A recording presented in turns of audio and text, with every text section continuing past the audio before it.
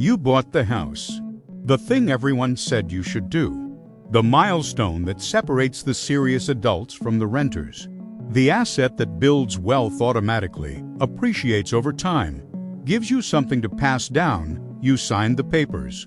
You got the keys. You felt the specific satisfaction of owning something real, something permanent, something yours. And then the bills started arriving. Not the mortgage you expected, that the other ones.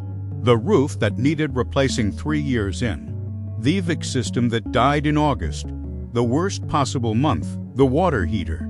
The foundation crack that turned into a foundation conversation with a contractor who quoted you a number that made you sit down.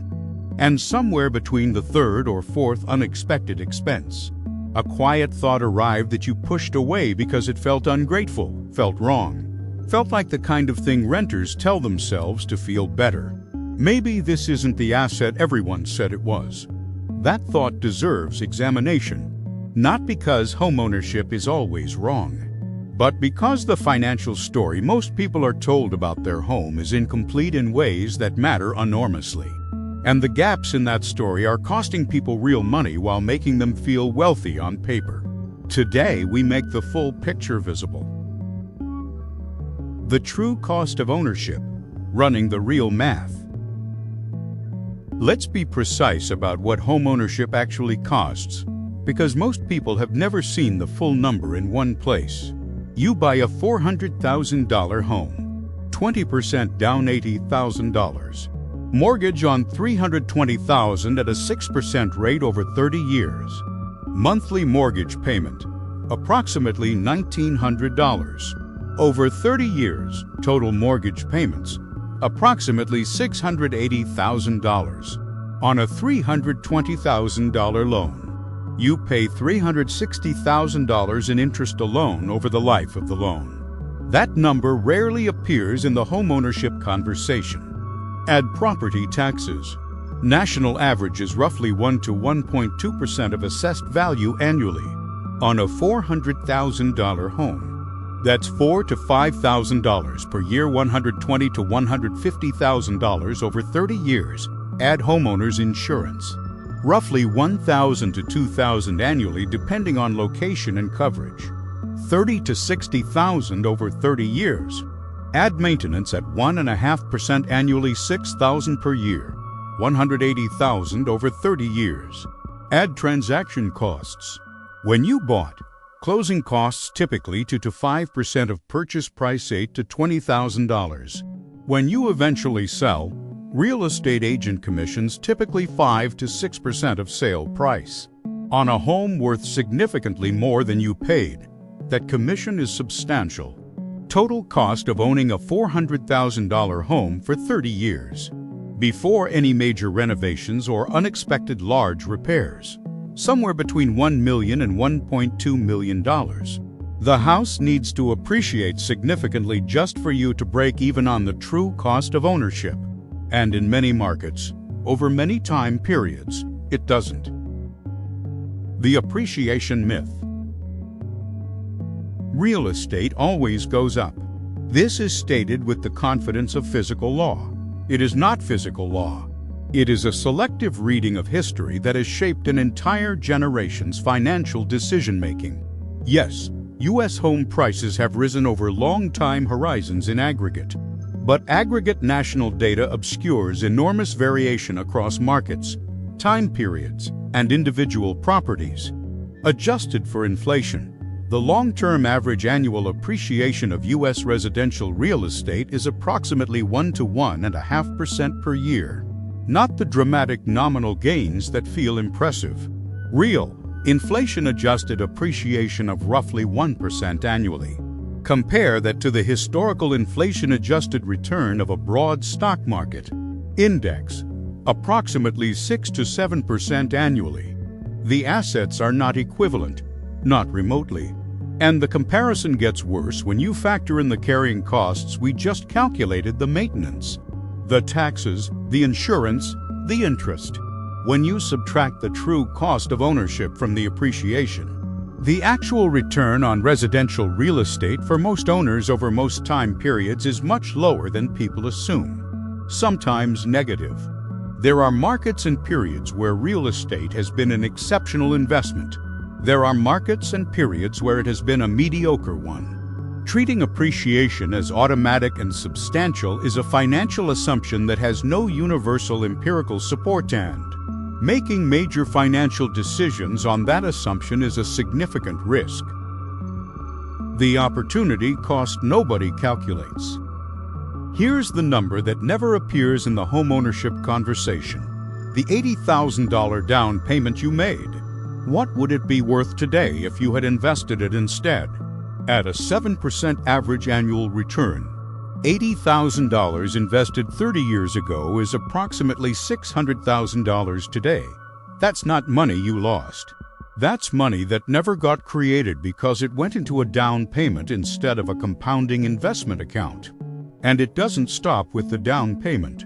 Every dollar that goes to mortgage interest, property taxes, maintenance, and insurance above what equivalent rent would cost is a dollar that could have been invested instead. This is the opportunity cost of homeownership. It's real, it's large, and it's entirely invisible in the standard financial narrative about building wealth through real estate. The honest comparison between renting and buying requires calculating not just the direct costs of each option, but what the capital differential, the down payment, the cost difference between owning and renting would produce if invested. In many markets, particularly high-cost urban areas, that calculation is deeply unfavorable to owning. The rent is expensive, but it's not as expensive as the true cost of ownership, plus the foregone investment returns on the capital tied up in the property. This doesn't mean renting is always better. It means the calculation is more complex than the cultural narrative suggests, and the side that gets systematically underweighted is the renting side. The psychological trap: equity that isn't accessible. Your home has appreciated significantly, maybe. The Zillow estimate is flattering. You feel wealthier than you did 5 years ago. But here's the problem with home equity as wealth: you can't spend it. You can borrow against it a home equity loan or line of credit, which converts your equity into debt with interest payments and the risk of your home as collateral. You can sell the house, but then you need somewhere to live, which in an appreciated market means buying into the same expensive market or renting at elevated prices. Or you can leave it where it is, feeling wealthy on paper while it remains entirely inaccessible. This is a liquid wealth. And a liquid wealth behaves differently from liquid wealth in ways that matter. When an unexpected expense arrives, a medical event, a job loss, a family crisis, liquid wealth absorbs it. Illiquid wealth forces you to borrow, to sell assets at bad times, to take on debt with your home as collateral. The homeowner with $400,000 in equity and $3,000 in savings is not wealthy in any functional sense. They have paper wealth that cannot be deployed when the actual demands of life arrive. They have an asset that requires ongoing cash to maintain while producing no income and no liquidity. This combination, paper wealth, real illiquidity, constant cash demand, is the financial position that homeownership creates for many people. And it's the opposite of the financial security the asset is supposed to represent. When homeownership actually makes sense. This is not an argument that you should never buy a home.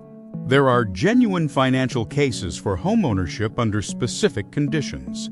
You plan to stay for a long time. The transaction costs of buying and selling, agent commissions, closing costs, moving expenses are so substantial that they require years of appreciation to recover. The break-even point between renting and buying, when transaction costs are properly accounted for, is typically 5 to 7 years in most markets. If you're confident you'll stay longer, the math improves. The local market favors buying. In markets where purchase prices are reasonable relative to rental equivalents, where the price to rent ratio is low, buying can make genuine financial sense. In markets where buying is dramatically more expensive than equivalent renting, the math is harder. You value the non-financial aspects and price them honestly. Stability, customization, school districts, The psychological security of ownership, these are real. They just aren't financial returns, and they shouldn't be counted as such.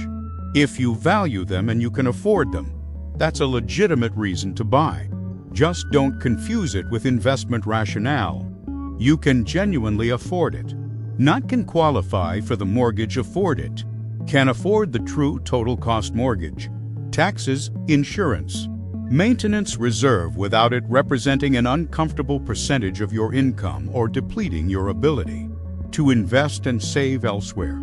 The problem is not homeownership. The problem is homeownership pursued as a financial strategy when the real math doesn't support it, or pursued at a price point that consumes financial resources that could be building wealth more effectively elsewhere. Closing. The house is yours. The keys are real. The pride of ownership is legitimate. But the asset is more complicated than the story you were told. It bleeds cash through maintenance, taxes, insurance, and interest, often more than people budget and almost always more than people remember when they calculate what their home has returned. It ties up capital that compounds at lower rates than alternative investments. It creates illiquid paper wealth that can't absorb the actual financial demands of life. It requires a sale to realize its value, and the sale comes with costs that reduce the realized gain substantially. None of this makes buying a home wrong. It makes buying a home a decision that deserves honest math rather than cultural assumption.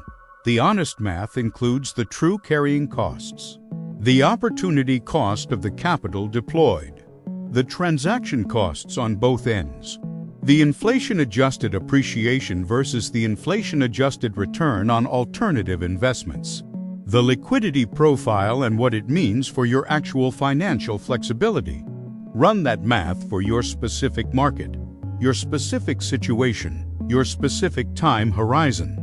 And if the math supports buying, buy with full information. If the math doesn't support it, don't let the cultural narrative about homeownership being the foundation of financial security override what the numbers are telling you. Because the biggest asset on your personal balance sheet should be building your wealth, not quietly, steadily, invisibly bleeding it dry.